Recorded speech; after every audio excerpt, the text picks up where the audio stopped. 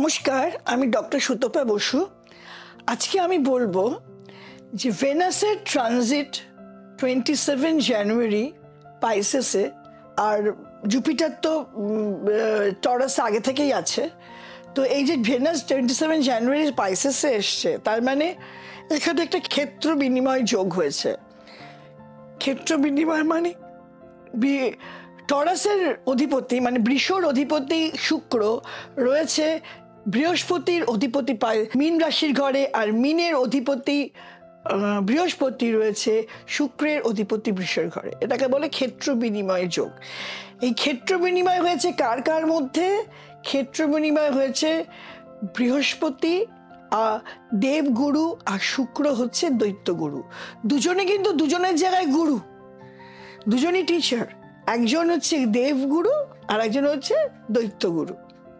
এই যে দুজনের ক্ষেত্র বিনিময়, এটা কিন্তু একটা পজিটিভ কানেকশন। দুজনের মধ্যে যে কানেকশন হয়েছে এটা কিন্তু একটা পজিটিভ কানেকশন।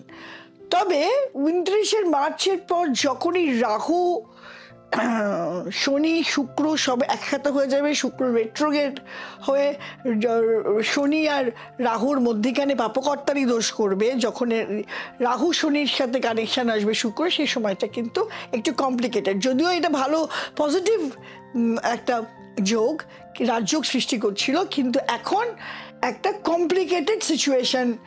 রেট্রোগ্রেড শুক্র থাকবে ডেবিলিটেটেড বুধের সাথে, প্লাস রাহুর সাথে, প্লাস চন্দ্র, প্লাস রবি এবং শনি।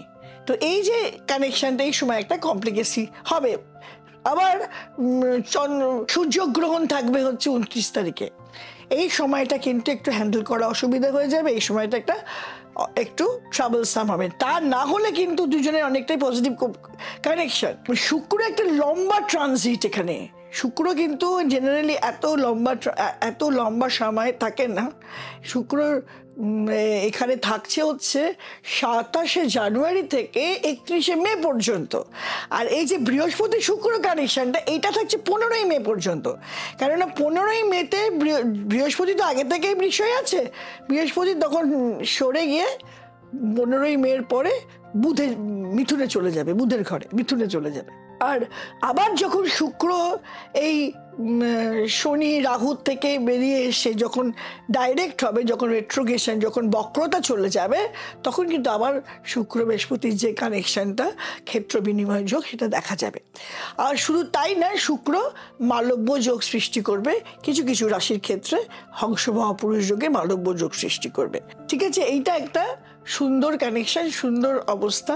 তাতে করে বিভিন্ন রাশির কিন্তু খুবই উপকৃত হবে, স্পেশালি বৃষ, ধনু, তুলা এবং মীন। যেহেতু দেবগুরু আর দৈত্যগুরু একটা ইন্টারচেঞ্জ অফ ক্ষেত্র বিনিময় ঘরে করেছে।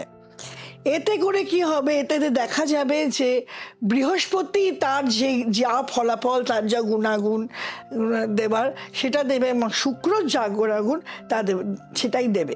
কিন্তু বৃহস্পতি আর শুক্র কিন্তু বিশাল ভালো কোনো সম্পর্ক নয়, কারণ দুজনেই গুরু, তো দুজনে হচ্ছে দুজনের জায়গায় লিডার, দুটো জায়গায় হেড। কেউ কারোর বশতা স্বীকার করবে না, কেউ কারোর মানে সে হাম কিসি সে কাম নেহির মতো।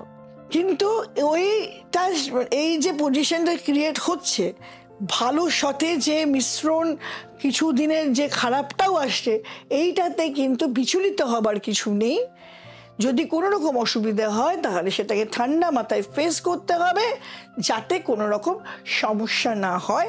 যদি কোনো সমস্যা, স্পেশালি শুক্র প্রেম কারো গ্রহ, কোনো প্রেমে বিবাহে যদি কোনো অসুবিধা হয়, বৃহস্পতিতে টাকা পয়সা নষ্ট ব্যয় হয়ে যাচ্ছে, বা এই সময়টা কোনো আইনি ঝামেলা আসছে, এইসব যদি কোনো সমস্যা হয়, তাহলে কিন্তু তখন একটা ভালো অ্যাস্ট্রোলজারের সাথে কন্ট্যাক্ট করতে হবে। এবং আমার সাথেও কন্ট্যাক্ট করতে পারেন, আমার নাম্বার নিচে যাচ্ছে। আর যদি আমার আজকের ভিডিওটা ভালো লাগে, তাহলে অবশ্যই লাইক, শেয়ার, কমেন্ট করতে হবে এবং বেল আইকনটা প্রেস করে দিতে হবে নিত্য নতুন ভিডিও পাওয়ার জন্য। আর একটা কথা বলি যে আমার দিশা ইনস্টিটিউটে আমরা নতুন ব্যাচ শুরু করেছি। নতুন ব্যাচ আমরা ফাউন্ডেশন কোর্স জ্যোতিষ ফাউন্ডেশন কোর্সের উপর শুরু করেছি। আমরা জ্যোতিষ শিখিয়ে এখানে আমাদের রেজিস্টার্ড ইনস্টিটিউট দিশা, গভর্নমেন্ট রেজিস্টার্ড ইনস্টিটিউট, আমরা শাস্ত্রী আচার্য দিয়ে থাকি এবং কেপিও শিখিয়ে থাকি, স্টেলার অ্যাস্ট্রোলজি শিখিয়ে থাকি। এবং যারা ইন্টারেস্টেড, যারা জ্যোতিষ অনুরাগী, যারা জ্যোতিষ লাভার, যারা জ্যোতিষ নিয়ে চর্চা করতে ভালোবাসেন, যারা ভবিষ্যতে জ্যোতিষী হতে চান, এমনকি ইয়াং জেনারেশনকে আমি চাই যারা আসুক, এসে একদম সুন্দর করে ফ্রম দ্য গ্রাসরুট লেভেল জ্যোতিষ শিখে জ্যোতিষটাকে পেশা হিসেবে ইউজ করুক। জ্যোতিষ কিন্তু science, astrology is absolutely science, ভীষণ ভালো পেশা। সৎভাবে সুন্দর করে করলে কিন্তু এতে জীবিকা নির্ভর করা যায়। নমস্কার।